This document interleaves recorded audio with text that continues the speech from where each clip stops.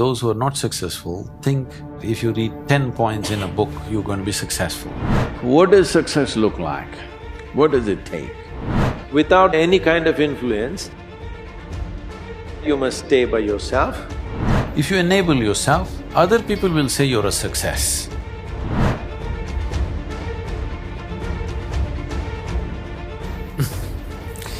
If there were tips for success, everybody would have been successful. There are no tips for success. Hands on, you got to do a million things.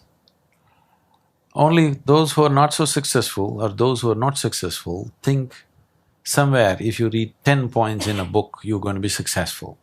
Those who are successful, they know, they stand on their head and do circus on a daily basis, okay? Only in the parties they stand up straight, rest of the time they are on their head, okay? We need to understand this. If you want to be successful, don't seek success. What you seek is competence. If you enable yourself and if you do something well, other people will say you're a success. If you think I'm a success, it's foolish, isn't it? You're doing something and you're doing it well, other people in the town or in the country or in the world, people will say, oh, he's doing something really successful. They're looking up to you, that's fine. You look up to yourself, that's madness, okay? You don't seek success, you seek empowerment, you seek competence. You do the best that you can do. You cannot do as well as somebody, but you can do the best that you can do. So if you do your best, if your best is good enough, world will recognize. If it is not, you will be happy.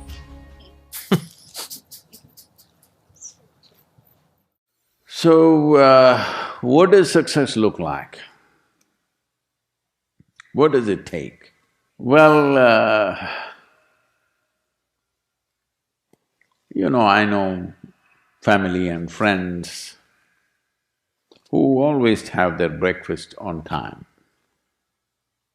And after breakfast, of course, they must have coffee. After coffee, of course, they must light up a cigarette and sit there nicely because they're trying to become peaceful.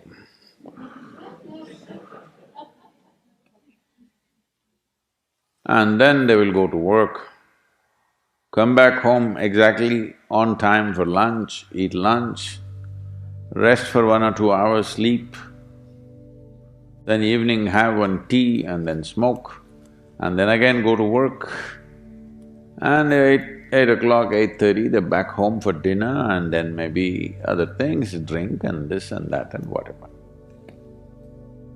But those who have been very successful, either in music, sport, art, business, spiritual process, doesn't matter what, those people never know when they ate, when they slept, when they got afternoon rest. I've not seen such a thing in my life.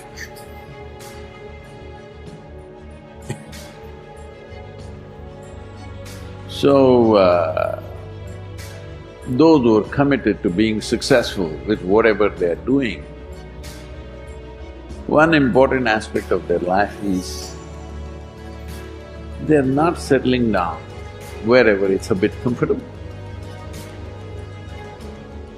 Because comfort will happen when they lower you to in the grave, very comfortable you are, Right now, it's about ensuring that there is profoundness of experience and there is impactfulness of activity. Because if they had given you a limitless amount of time, you could do all those things, nothing wrong, I'm not against them. But they gave you such little time with such tremendous potential of being human, that's the problem. For every one of you, your life is precious, isn't it? It's a precious life. If something is precious, where do you want to invest this life? Because what you call as my life is just a certain amount of time and energy, isn't it? Yes? As you sit here, your life is ticking away or no? What is ticking away is not time, what is ticking away is your life. Yes or no? So this energy that you call as my life, How are you going to invest it? Because it's going to if you're doing something truly worthwhile, it gets over before you know what happened. Only if you're doing something worthless, it feels like a long life. Have you noticed this? On a particular day when you're very happy, 24 hours, poof, it went off like that, like a moment. You're miserable, 24 hours feels like 10 years. Have you not noticed this? So only miserable people will have a long life. Joyful people, life goes away like that, as if it's a couple of days. It passes away like that if you are creating what you really care to create. So, one thing that every young person should do is, without the influence of the peers of your own age group, without the influence of your professors and your parents, without any kind of influence, somewhere you must stay by yourself, at least for 2-3 days, and look at it. What is it that I want to invest this precious life into? What is it that will be worthwhile today and worthwhile after 50 years for me to invest myself into? You invest your life into that, whatever it is. However small, big, it doesn't matter. If you see that this is something truly worthwhile and you invest your life in that, this will be a life of fulfillment.